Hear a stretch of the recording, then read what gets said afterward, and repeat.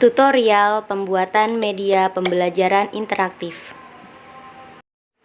Assalamualaikum warahmatullahi wabarakatuh. Hai teman-teman, kali ini saya akan membuat media pembelajaran interaktif berbasis video dengan menggunakan KineMaster. Nah, pertama kita klik buat baru, kemudian kita pilih 16:9, kemudian berikutnya. Nah, kita tunggu ya. Nah, seperti itu. Kemudian kita pilih aset gambar dan kita pilih background warna putih. Nah, muncul seperti itu. Kemudian kita pilih media dan kita pilih gambar-gambar sesuai yang kita inginkan. Nah, kemudian kita mencari gambar kelas ya, terus kita paskan. Karena saya memakai background hitam, jadi kita perbesar saja. Lalu teman-teman, setelah memilih ruang kelas, saya akan menambahkan video animasi, yaitu guru mengajar. Nah, itu kita pilih salah satu ya. Nah, setelah kita memilih video animasi guru tersebut, kita akan menghilangkan background hijau yang ada di situ dengan menggunakan kunci chroma. Nah, seperti itu, sehingga background hijaunya menjadi hilang. Dan kita paskan ya animasi guru tersebut di tempat yang pas. Ya, seperti itu. Jadi teman-teman bisa melihat ya gimana caranya memindahkan, gimana caranya menghilangkan background hijaunya. Lalu kita akan membuat tutorial suara, yakni dengan cara memilih icon mic dan kita klik mulai seperti itu. Kemudian kita mulai berbicara ya sampai selesai. Kemudian kita beralih ke tutorial pembuatan teks. Kita pilih lapisan dan teks itu kita tempel tulisannya yang tadi saya sudah menyalinya dari file sebelumnya. Nah, seperti itu, kita rapikan dan kita klik OK dan kita perkecil sehingga muat di papan tulis tersebut. Nah, seperti itu. Setelah itu kita akan mengganti fontnya sehingga menjadi terlihat.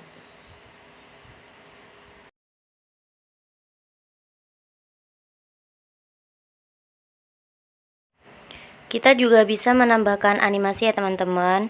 Kita klik yang lingkaran 3 dan kita pilih, terserah sesuai yang kita inginkan, dan kebesaran dan kecepatan keluarnya teks seperti itu. Nah, dapat kita lihat ya.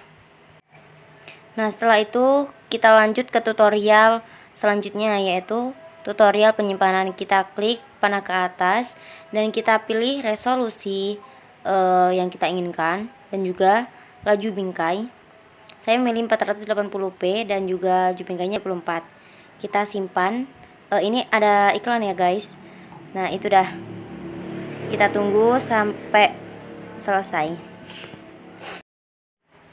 Cara menggunakan media pembelajaran. Assalamualaikum warahmatullahi wabarakatuh. Selamat pagi anak-anak. Selamat datang di pembelajaran Bu Aulia.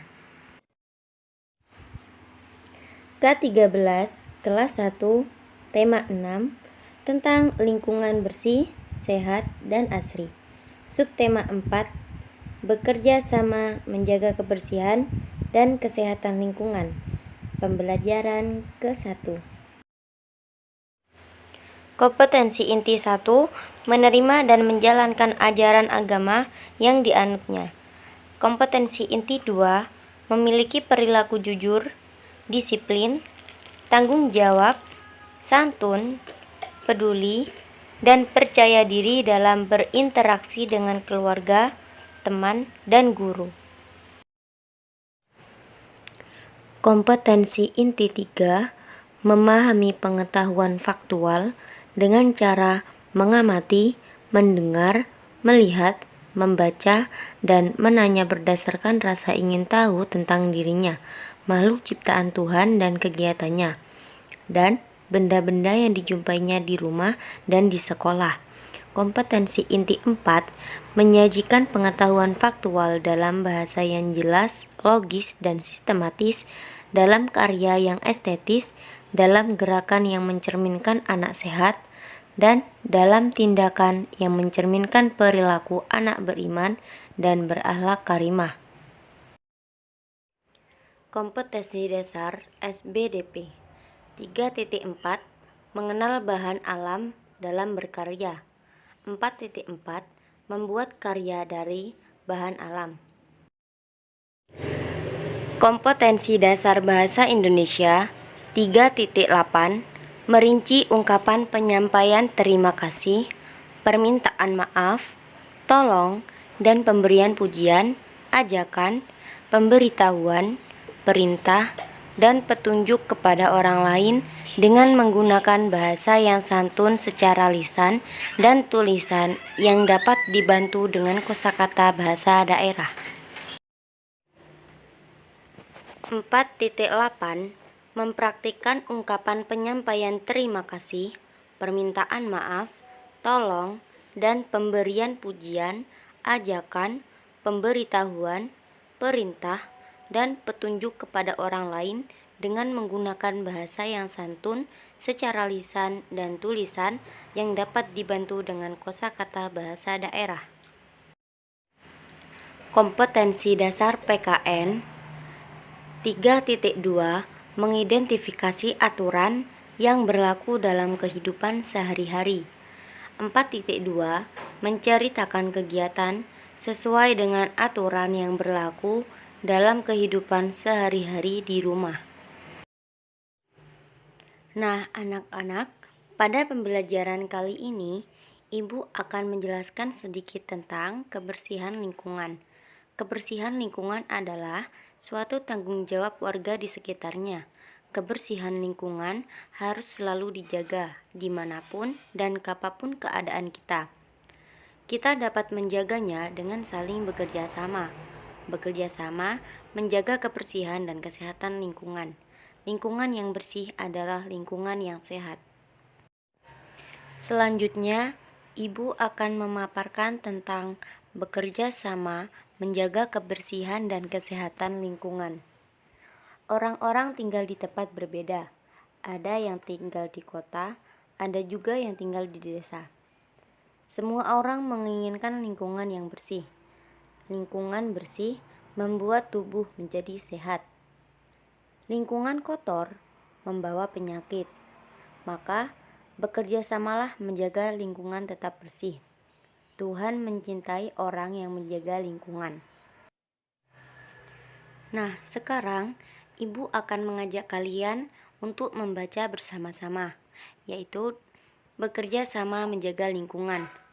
Siti adalah tetanggaku. Siti menanam banyak pohon di rumahnya.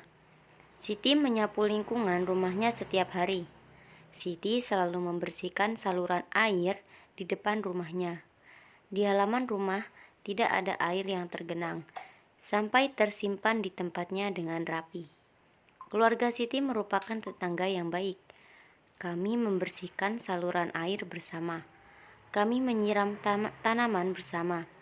Kami bekerja sama menjaga lingkungan. Aku bersyukur bertetangga dengan Siti.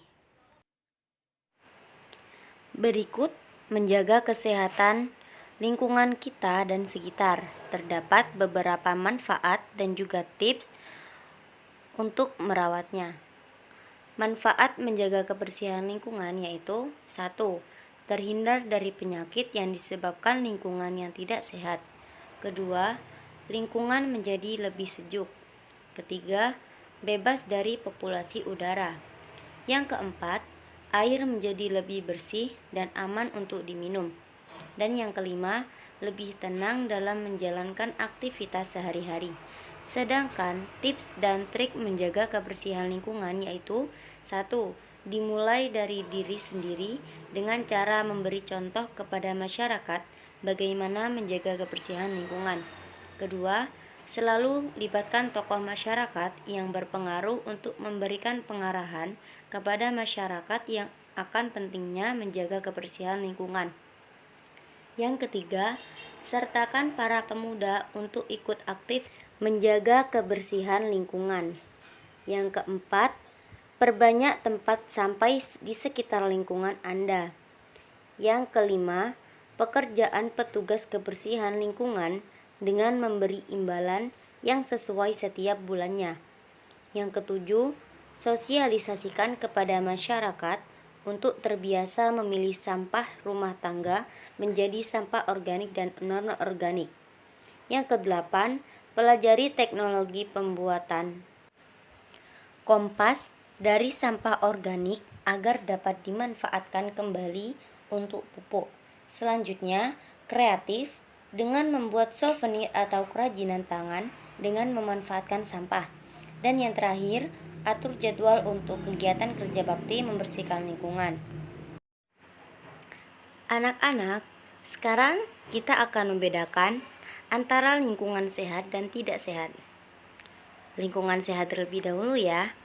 Lingkungan sehat selalu bersih dan terawat.